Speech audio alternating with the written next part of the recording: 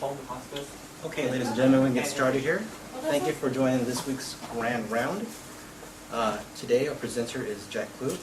He is a Geriatric Education Center chaplain for the South Texas Healthcare System, Audie Murphy, VAMC, Kerrville Division. Chaplain Clute has been a professional clinical chaplain for over 15 years. He was the keynote speaker at the 2011 Hospice and Palliative Care Conference in Sioux Falls. Jack Clute has moderated numerous clergy panels, published several articles, and presented at the National VA Chaplains Conference 8 times. Chaplain Clute has been selected as the Supervisory Chaplain Award winner, co-recipient, and in 1999 at the annual Secretary's Award in Washington, D.C., and won the VISN 23 Directors Award for Hurricane Katrina and Rita volunteer relief work in 2005. Exactly. Wow. And Jack Clute has a Doctorate of Ministry degree from the Garrett Evangelical Theological Seminary and majoring in pastoral psychotherapy. The chaplain can speak well on a myriad of topics, and today he's going to enlighten us on spirituality for the aged in a medical setting. So please, sir. Thank you. Well, I want to begin by saying I'm very grateful to have this opportunity to talk. If you've ever been in a hospital, you know it can be kind of an alien experience for us. And so what I want to bring to the table today is in terms of, especially when having conversation, maybe how to do that more successfully, thereby reducing the anxiety in a patient and addressing their spiritual need and the need for connection, while at the same time being able to be about doctor's business, medical physician stuff like that. So we came up with the title about 6 months ago. Between now and then, I've wanted to change the title a dozen times, but we're going to stick with this, Spirituality for the Aged in a Medical Setting. And I'm just basically wanting to pass on to anyone that's listening and watching it in the room some of the art of having a conversation and how to do that. My take on this is real simple. If it was so easy, why do we have so many books written on the subject? And conversation and communication is a maintenance item, and we never cease the need to improve.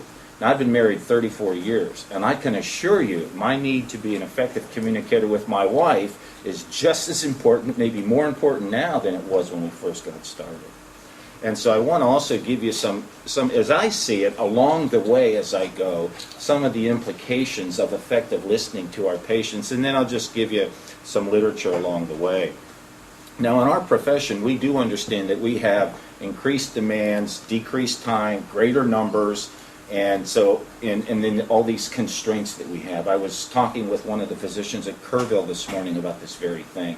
And so when you bring to the table, whenever you hear ought or should, it implies some kind of rule or some kind of expectation.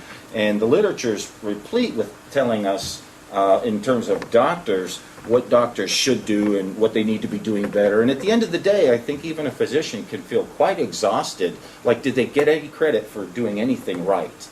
And so it still begs the issue, though, having an added benefit for effective patient-centered communication.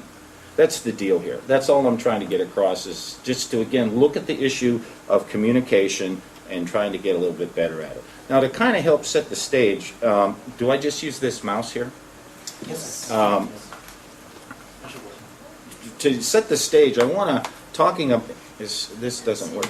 I want to set the stage here. What we have is a video off of YouTube. And what we have is somebody in Korea who is trying out on Korea's Got Talent. And what I just want you to watch is the objective is to come and compete for a music contract. But one of the things that's fantastic is as he's being asked to tell his story, how it affects the appreciation for what he ends up doing.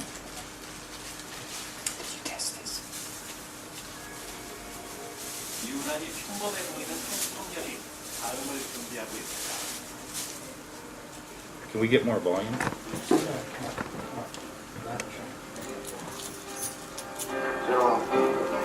좀 되게 살았거든요.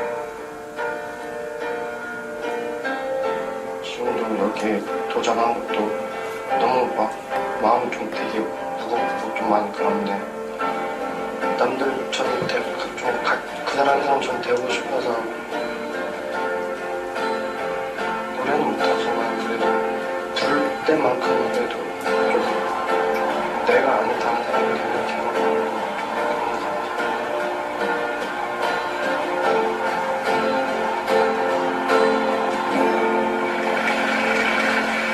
안녕하세요. 네, 안녕하세요.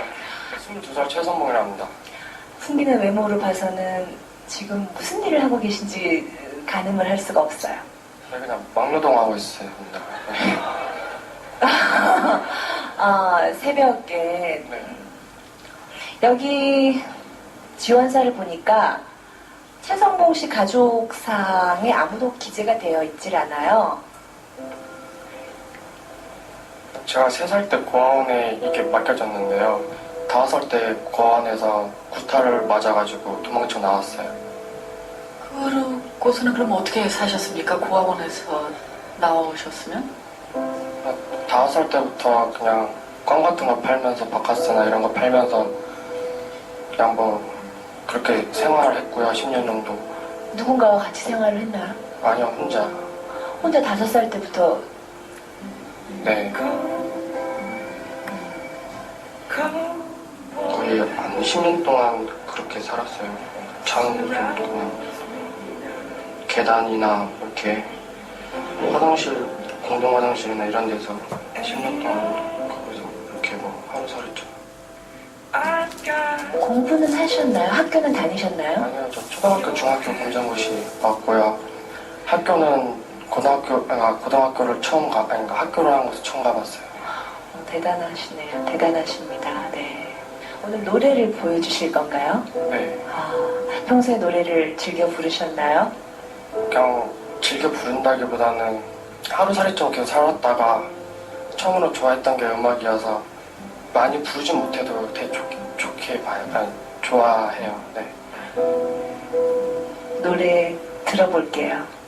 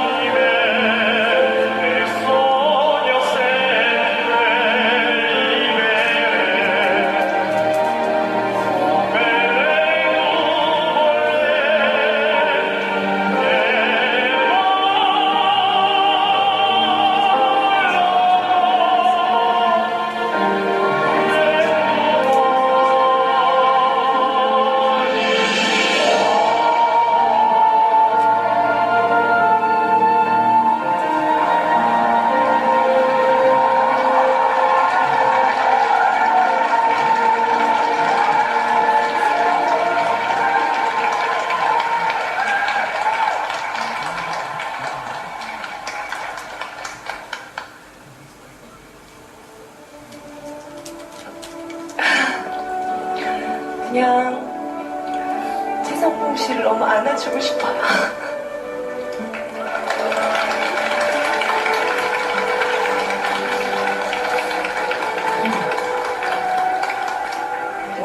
하고 싶어요?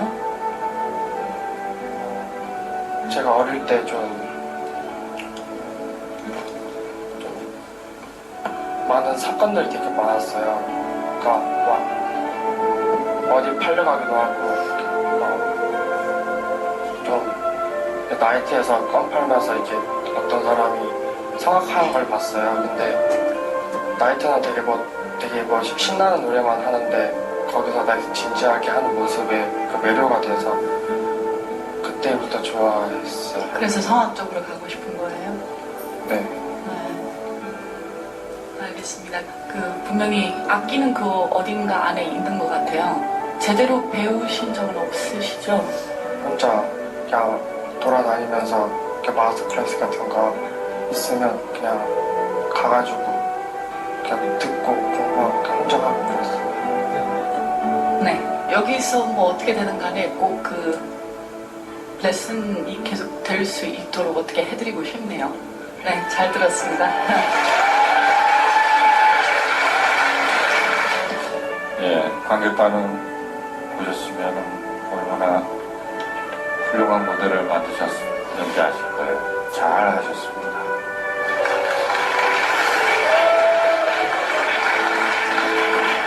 판정하겠습니다. 합격입니다. 장신 감독님 합격입니다. 축하합니다. 지역에서 통과하셨습니다.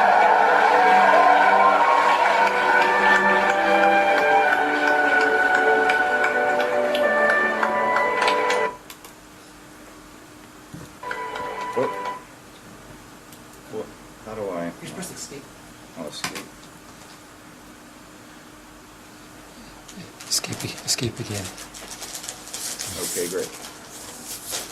I just have one question for everybody then. As you look at this, how can knowing the story assist those who desire to help him? Because the purpose here was to come and just sing. But now that you know something about, let's just say, the storyteller, how do you think that would help his caregivers help him? Give me your, I really want to know. Tell me what you think. Well, it made you realize that he has basically no resources available. He's had no resources available to him. He Yeah. hasn't had lessons. Right. Anyone else? I think you have a sense of compassion. Sense of compassion. Maybe when he's struggling and resisting the instruction and the training, if you understand the story, you might have a little bit more, let's just say, elasticity, a little bit more emotional lubrication for him. That's the point. That's what I want to talk about here is, and this is spirit. I want you to understand spirit in two ways. One, vertically.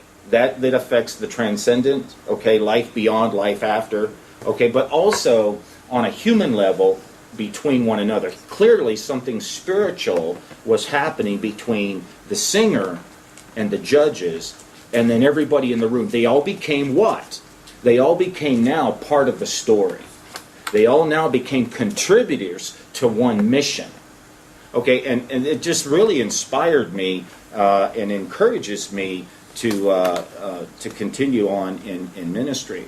So let's compare that. I wanted us to start with that. First of all, we know it's difficult to be a doctor. It's difficult to be a chaplain. Anyone working in healthcare, it's a tough gig.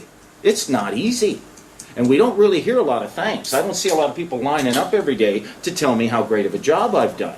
But if I mess up, there's a lot of people, they know how to find themselves to the front door.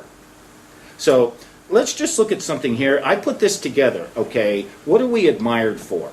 Well, if by professionals or by patients, and we have two different things. By professionals, I'm admired for how smart I am. But by patients, I might be admired for my tact. I might be admired by professionals by class standing, whereby a patient by my sensitivity. Or by research, how much research I've done versus my perceptiveness. Or the difference of being published versus having good taste. Just different kinds of things. Compassion versus expertise. You see these things, and you've experienced this, you're saying, as for yourself.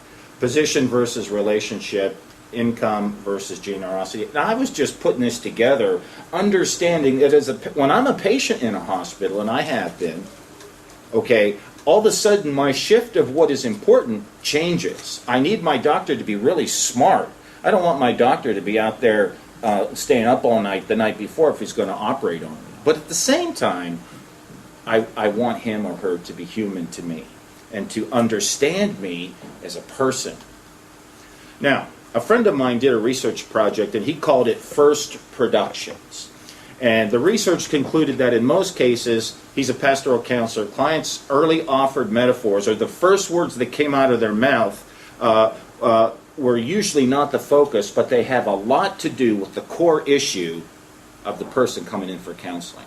So someone comes in and sits down in your office, learning to pay attention to the first words that someone is saying can give us a key to what their real issue is. I remember one time I was brought into the ICU, not here but at another hospital. And they said the patient is demanding to see you. Well, I thought he was going to die.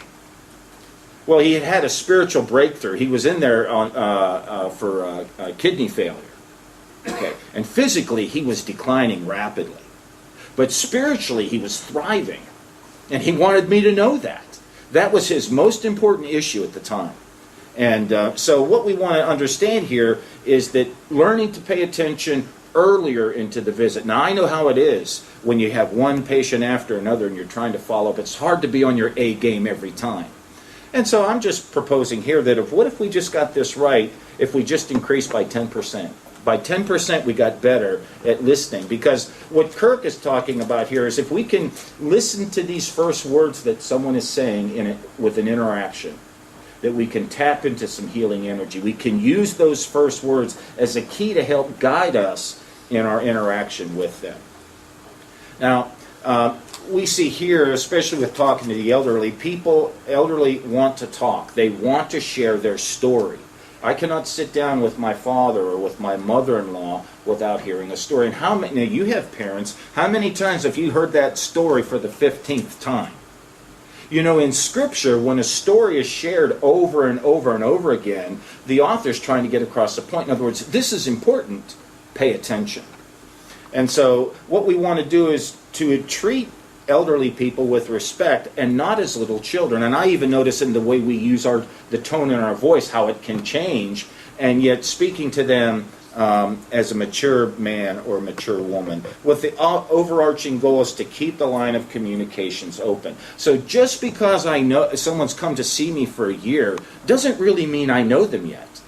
I might know a lot about them, but in terms of having that intimacy, that relationship, a closeness, that may be a different thing. Now, in understanding physicians and spirituality, you've seen a number of statistics out there, I know, but 64 to 95% of our population believes in God and values spiritual things. Now, I didn't have a lot of time, so I cut out like 6 of my slides here because I wanted to reduce it to 1. The point is here at the bottom. The greatest barrier to discussion of spiritual issues are lack of time, lack of training, and difficulty identifying patients who want such a discussion. Okay, so that doesn't mean we're going to talk about church doctrine, but it may mean that we're going to talk about transcendent afterlife things, or relationships between me and them, or relationships, it's called theological anthropology, the study of God and man and God. You get it? And so there's just a lot to go on here, and yet the barrier is time. And we might say, well, I'm here to talk about, I went to the dentist yesterday. All the dentist wants to know is about my teeth. Well, my dentist asked me a question. Many years ago, I was sweating, and I was nervous, and I was shaking. And he suspends what he needs to do, and he touches my hand, and he says, "Chaplain, have you ever had a bad experience with a dentist?" I said, "Let me tell you." And I unpacked my story as fast as I could, but it still probably took me 5 minutes. And he said, "You know, I cannot promise that I won't hurt you. But if I do, you tell me, and I'm going to change what I'm doing." We were out of time. He says, "Well, let's go reschedule another visit." You know, 2 things. I had to reschedule, and 2, I had to pay, but I didn't care because my doctor now knew me in a different way and was able to associate my symptoms and my anxiety to a bad past experience. And I wonder how many people that come to our hospital every day have had an unresolved past experience that's still very much alive in them. And it never gets triggered until that one circumstance comes that none of us even know about, pops up in their experience that day. So to help us appreciate what's going on here, chaplains do this a lot, and I kind of want to pass on the art of some of what we do to you or to anyone that would be watching. And I have an article here that I want to give you. I don't want to give it to you now, but please don't leave the room without taking these. And Karen, I'll bring some up to Kerrville as well. But it's called Listening for the Lament. Okay, and so let's try to understand a little bit what lament is. To express grief, to mourn, a passionate expression of regret or remorse. To grieve audibly, to wail. So something deep and very powerful is happening in a person's soul or their psyche or their experience, and words are insufficient sometimes for what's going on. And a lament is packed with lots of emotion. Okay, with lots of emotion. So one of the things to be paying attention to already is not to downplay or dismiss emotion when people are expressing. But when you see it, what do you do with it? It can be, especially if I have feelings about certain kinds of emotions. I remember when I used to watch my wife cry, I just did not know what to do. Finally, my dad, because I lived away from home, and finally when my dad said to me, Jackie says two things. Your wife is happy, and sometimes women cry. And, well, that helped me, okay? So we need help here. Lamentation in Scripture. Here in Lamentations 1, verse 12, is it nothing to you, all who pass by? Look around and see. Is any suffering like my suffering that was inflicted on me, that the Lord brought me in the day of his fierce anger? I mean, this guy he's angry about something, okay? May the day of my birth perish, and the night it was said, a boy is born. This comes out of the book of Job. Or here one in the New Testament, why have you forsaken me? In Matthew, Jesus said this. These laments, these things that are very deep and very powerful in us, this wailing inside takes place. Now, I want to look at a comparison here between a diagnosis of what you may diagnose as a physician versus hearing the lament. A diagnosis can be existential, and the lament can be, my life is meaningless. You see them. Despair, there's nothing left for me to live for. I wish I could run again. I was talking to somebody who was going to have their above-the-knee amputation. And his lament was, I will not be able to work in my wood shop with my grandchildren anymore. That's the big issue. The secondary issue in his life is he's sick and he has to have his leg cut off. But the lament, and here's the key. Here's what I think. Jack Clue's opinion, throw it out if you don't like it.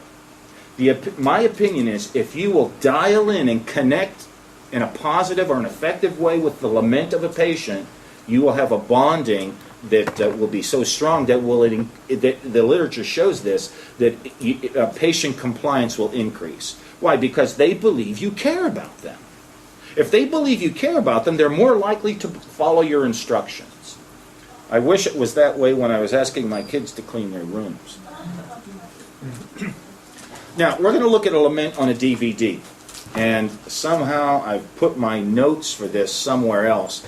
But this comes off, what show did we say this came off of? ER. ER. This comes off of the show ER. I'm not quite sure how long it is, okay? And it's kind of intense. My wife would only watch 1 minute of it, okay? So I did not find this. A friend of mine got this and got it to me. But in the DVD, I want you to ask these questions. What did you see? What did you hear? What feeling did it evoke in you? But most importantly, what is the patient's lament? You got it? Okay, so there's a quiz. Let's see how good we get. Oh, I'm gonna press escape. Yeah, escape and then minimize. Oh, I thought I lost it. Wonderful. Is this at the beginning, or how do I get to the Just beginning? press You the can- rewind button once. The what? Rewind button. There you go. Maybe that's the beginning? No, it's not at the beginning. You can also drag it backwards to the left.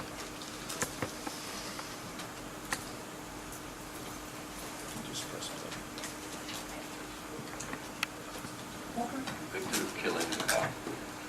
See his family bleeding, praying. I injected the drugs. And he didn't die. He lay there, awake, quivering, lethal doses of 3 different agents, and he was still alive. Parents were crying, claiming a miracle. What happened? The IV infiltrated. The drugs pooled in his soft tissues instead of going into his bloodstream. So I placed another IV, drew up another round of meds, and pushed. And this time, it took him 90 seconds to die. 7 months later, a police officer came forward. The boy was framed for the murder. Huh? He didn't do it. You couldn't have known that. God tried to stop me from killing an innocent man, and I ignored the sign. How can I even hope for forgiveness? I think sometimes it's easier to feel guilty than forgiven.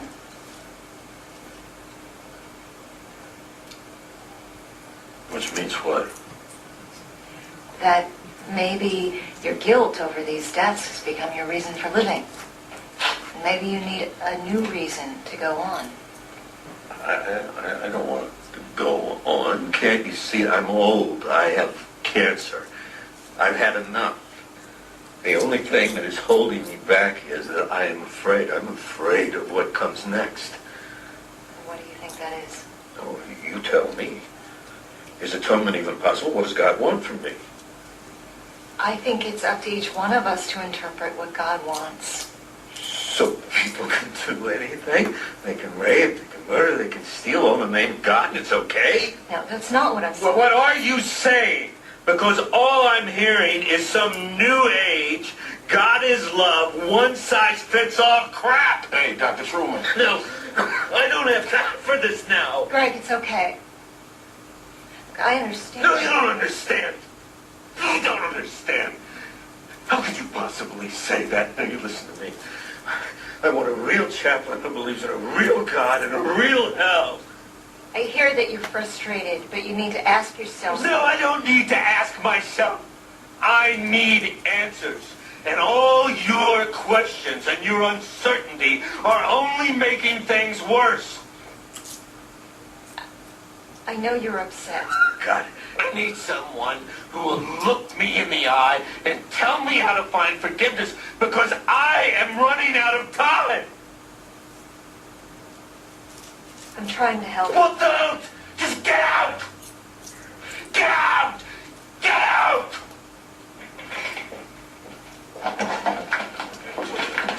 Julia, come on. Listen, come on.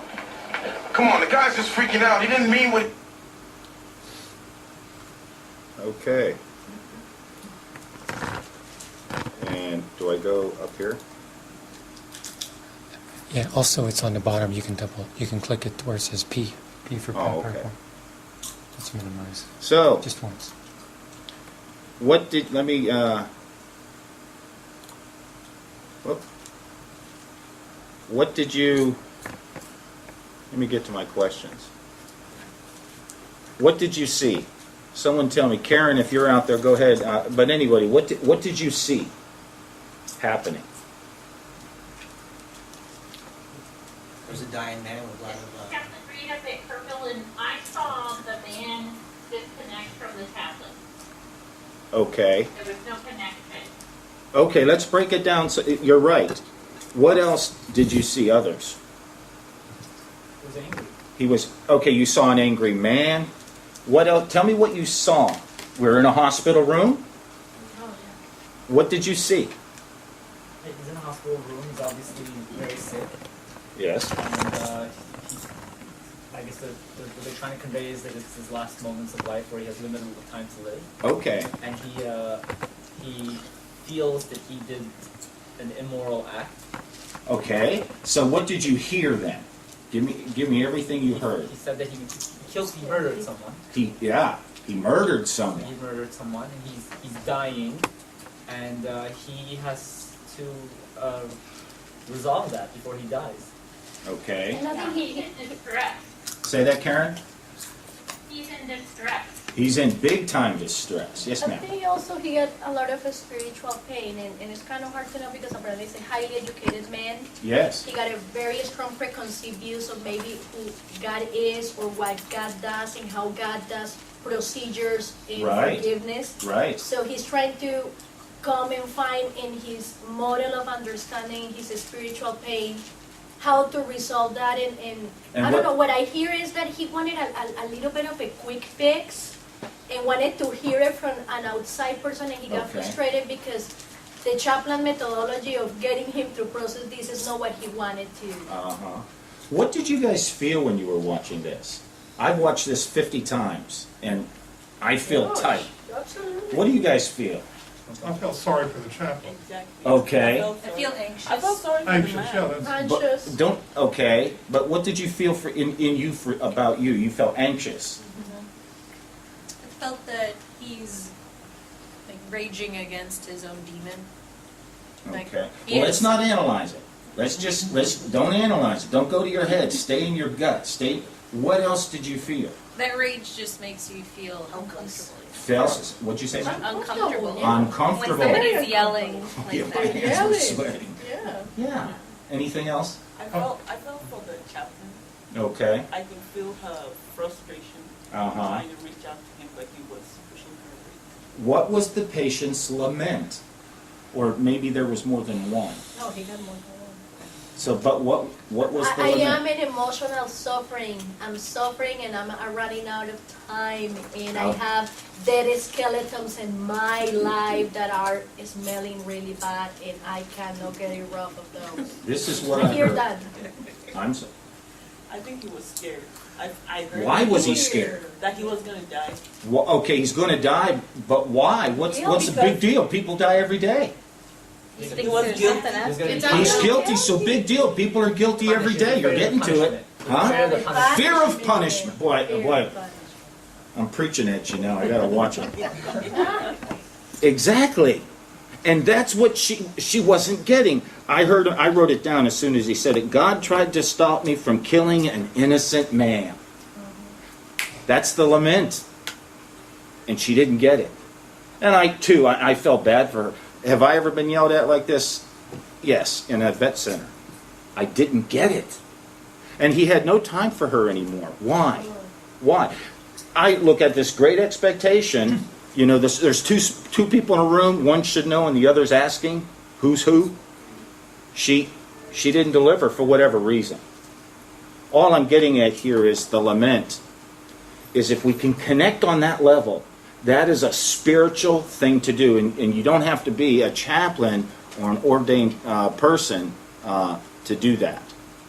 Now, so some phrases, and I just got this out of this article here, some phrases that can elicit patients' concern. And what I want to do, is I want to move into this idea of the value of connecting on that level, instead of that it's really important that we can do this. What might we surmise if she would have connected and said, so you feel guilty, or you feel guilty that you've murdered somebody? How might that have changed the interaction between she and that man?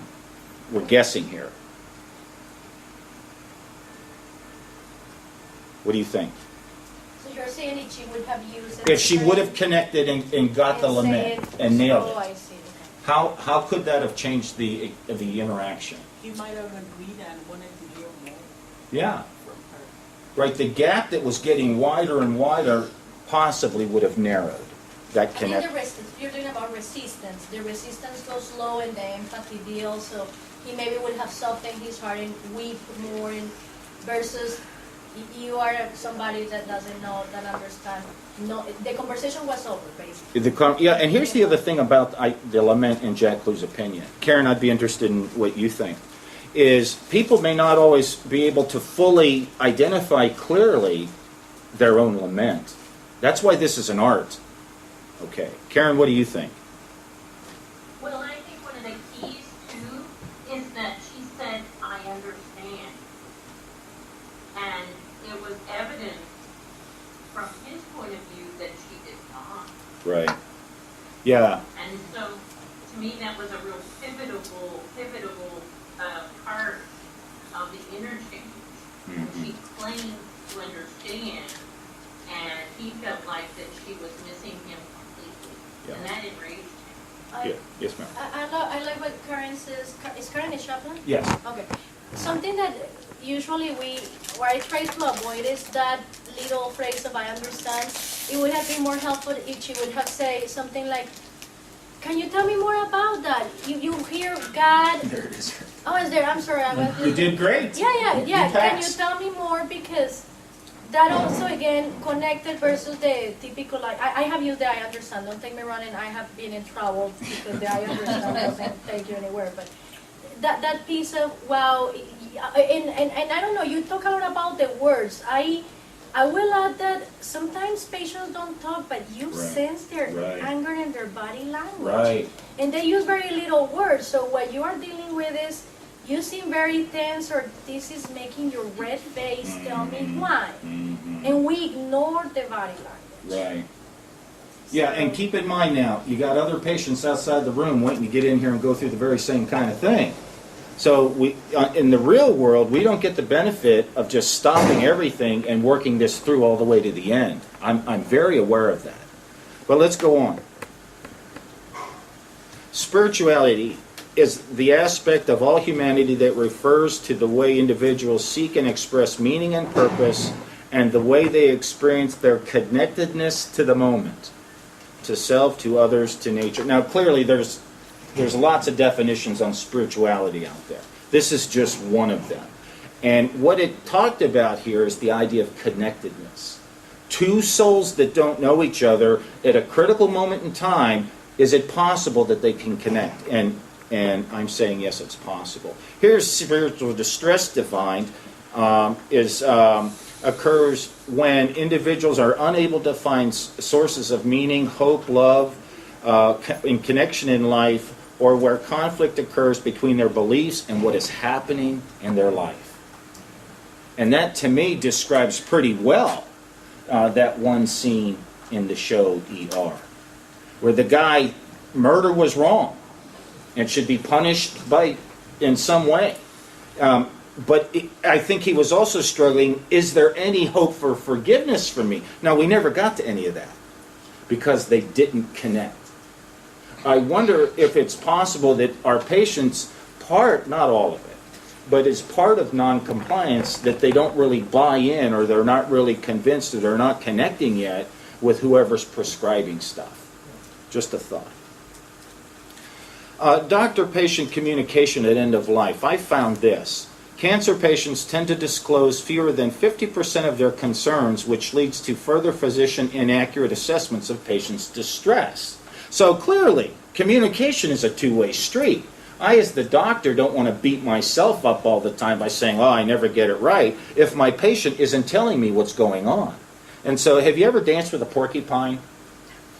Can you dance with a porcupine? Apparently, porcupines... Carefully, yes. You know, how do we know that porcupines have babies? You see more porcupines. So clearly, porcupines have figured it out. Somehow, porcupines know how to dance with one another in such a way that they can at least reproduce. Oh, they're whispering in the back. Doctor, so what we want to do is, it's not fair on either side for me to not tell, and it's not fair for the doctor to not know.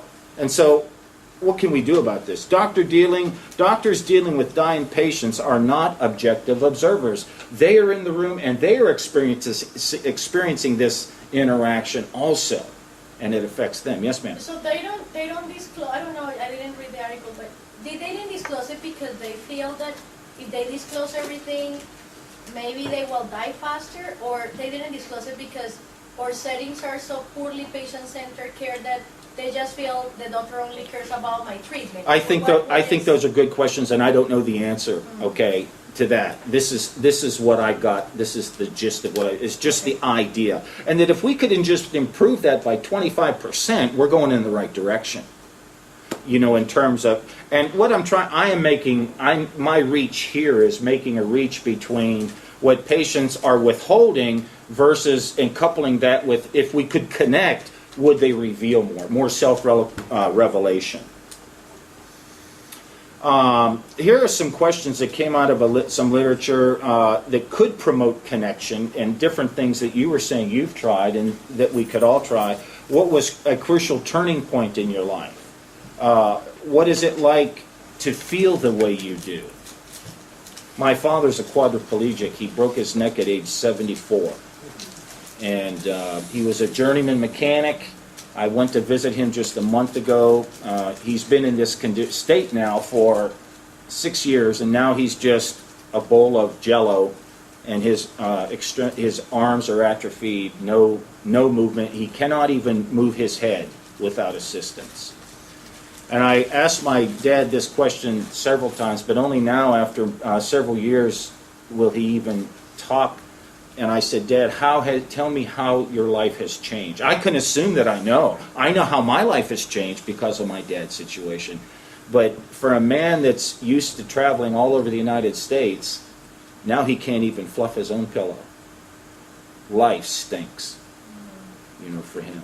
And that's usually where he'll begin. So learning to ask questions that promote connection versus asking questions that just promote me getting information about a disease state or something like that. Looking at the benefit of the relationship as a means to helping is what I'm thinking here. Karen, you got any thoughts before I go on? No, this is great. Great question. Common listening. Now, this comes from Kirk Brown's research, the research project that I alluded to earlier. And some different things that can give you, if you listen for these things, it can give you some cues on how to make a connection or how to pose. When someone's saying, I don't know where to begin, I don't know which way to turn, I'm afraid, this is hard, it's a long story, okay? I don't have the time to tell it all. And it's not just the words they say, but it's also the way in which they say it and the body language. If their energy rises, if their energy decreases. One of the questions I've learned to ask, especially if I'm in a group and there's just no responding to my queries, is what does the silence mean?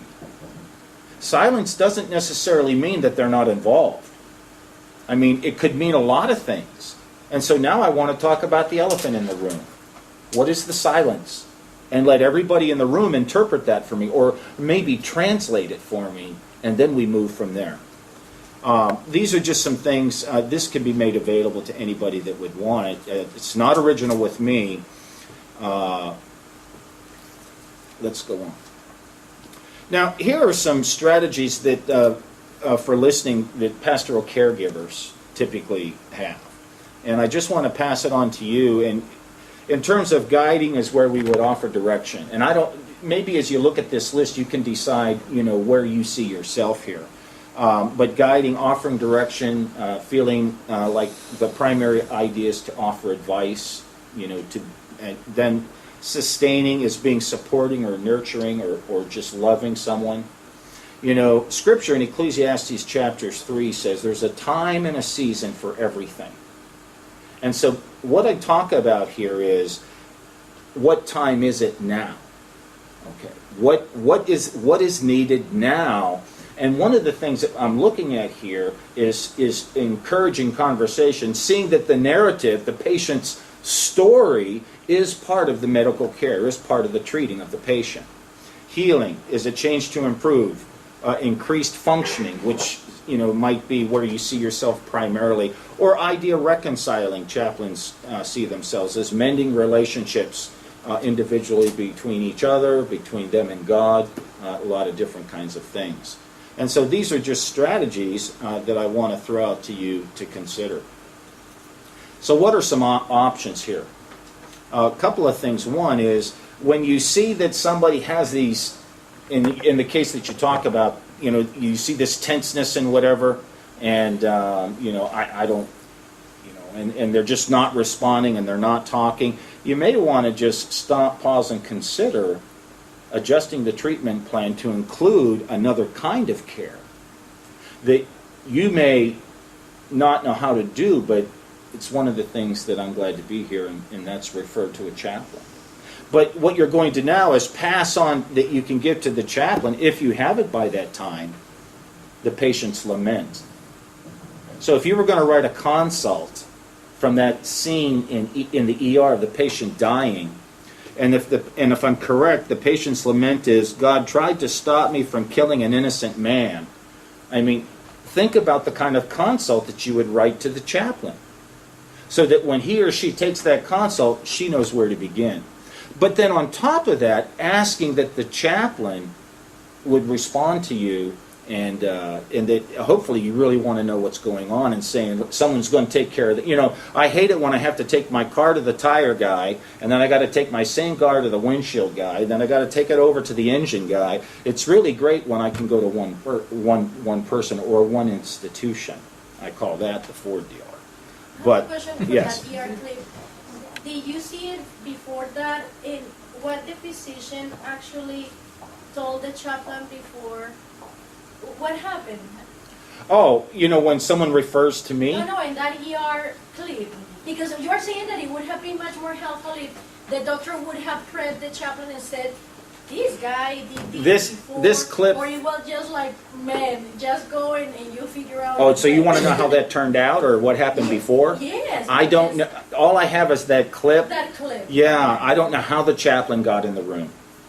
Okay. But what I'm hearing you saying is much more helpful when Yes. we start our own job and said, we don't know exactly what is the critical point here, but we hear these. Yes. So you guys can go and know, like, these poor women got smudged by this. Yes. Okay. That's what I'm getting at, is just adding more. The other thing, let me throw this out, and Karen, I'm interested in your opinion here. I think the worst question, let me ask you a question. You come into the hospital, you're under a lot of distress, and one of the questions someone says to you, would you like to see a psychiatrist while you're here? Lovely. What makes that funny? You shook your head no. Tell me why. I don't know, like implying I'm crazy. Yeah. So if I'm coming into a room and I'm saying, what's your first name again? Mark. Mark. If I come to you, Mark, and I say, hey, Mark, since you're here, would you like to see an attorney while you're here? It can imply something. So all I'm suggesting is there's some questions that really set off lots of red flags. So if I say to someone, you need to see the chaplain. Yeah, I'm dying. The people usually are like, I'm dying. Yeah. Well, yeah, and not every time.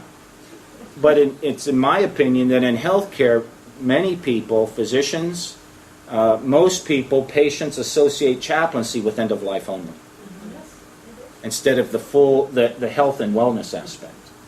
And so the question that I've encouraged people to move away from is, do you want to see a chaplain?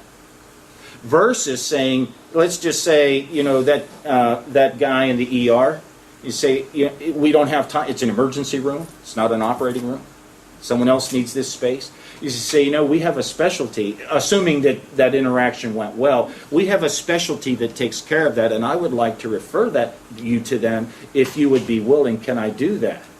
Well, who's the specialty? Well, the specialty is our chaplaincy service. They specialize in addressing issues that you're talking about, and if you're interested, I am able to make that happen.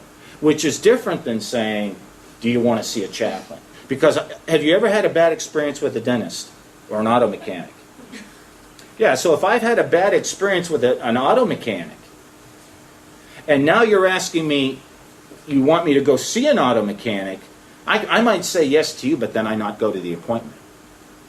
But if I can say, if I can ask a better question, would you like to have your car fixed correctly? Mechanics do that. Well, I've had a bad experience. Well, there's other mechanics we can check. And I know even in the pastoral care field, not everybody out there is as good as the other. Or people have different folks that they relate well with. So I just want to throw that out to you in terms of referring to a chaplain. Now, here we're pretty close to the end here. Here's just some good reads that have helped me learn about this kind of stuff. I'm trying to. Oh, one there that is probably my favorite is The Myth of Certainty by Daniel Taylor. It's not what you think, but I'll just pose that out there in terms of trying to highlight these. I just want to let you know this is just some of what I have read to help educate me in these areas. Now, reasons to consult a chaplain service, here's a variety of them, okay? And chaplains are good at asking questions and good at developing rapport and have time to do that. We're offering that now on an outpatient basis as well as an inpatient basis, okay? And so when you hear somebody talking about meaningless, it just seems it's in that domain generally, you can say, hey, we have a service that specializes in that if you would like to look at that more, which is different than saying, I think you need to see the chaplain. Many people associate chaplains with religious stuff, okay? And it's the utilization of what the chaplain can do, a clinically trained chaplain, is much broader than that. So when you hear these kinds of things, these might be reasons, which is different than saying they've got a broken leg, they've got a busted, this or a broken that. A little bit more ethereal, experiential. Karen, do you have anything you want to add? No, I think this is a very good overview. You've done a fine job. I think the connectedness is the part, and the people will connect with you as physicians and practitioners, and then may take your advice as well about going on with the specialty, which is a good recommendation. Thank you. I just love your presentation because I wanted to give our physicians and training a little bit of an overview of what is coming. Medicare is surveying all the patients upon discharge, and spiritual assessment of needs is one of the HCAP's items. And it's interesting because we have been, the public perception of spirituality is religiosity. Right. So there is a huge opportunity to educate more physicians wherever they go and work in hospitals in this area. And I work in Christus in our AC unit in downtown, great chaplaincy service. But it's amazing how the perception, we need to change our words when we refer them and how the chaplains are utilized, because this is fabulous. This is part of the holistic care of what the patient should get. First day on admission, and our chaplains round with us every day in our team meetings at noon in the hospital. And many of them have been able to address in the beginning issues that are very important in the transitions of care. But again, spirituality, and because we don't have them all the time, we are doing more work to our learners, to ask 2 or 3 questions. As much as we work about, are you constipated, are you having pain? Tell me about what this disease is meaning to you now, and maybe getting with an open-ended question clues that could initiate care in a spiritual area. And the only thing I'm trying to broaden here is when you've had that, first of all, know that you've done something very powerful. And then what do you do with it? Exactly. Is refer. And now I had a few other slides. Like I say, I had to make a decision to just hack on this, and I cut out anywhere. But I appreciate the opportunity to come, and I hope you found this somewhat informative and helpful. And I have 2 articles here that I want to give to each of you, and I have a pen for everybody. And I didn't get to tell you about how to make contact with us, but we'll have to save that for another time. Thank you. Thank you.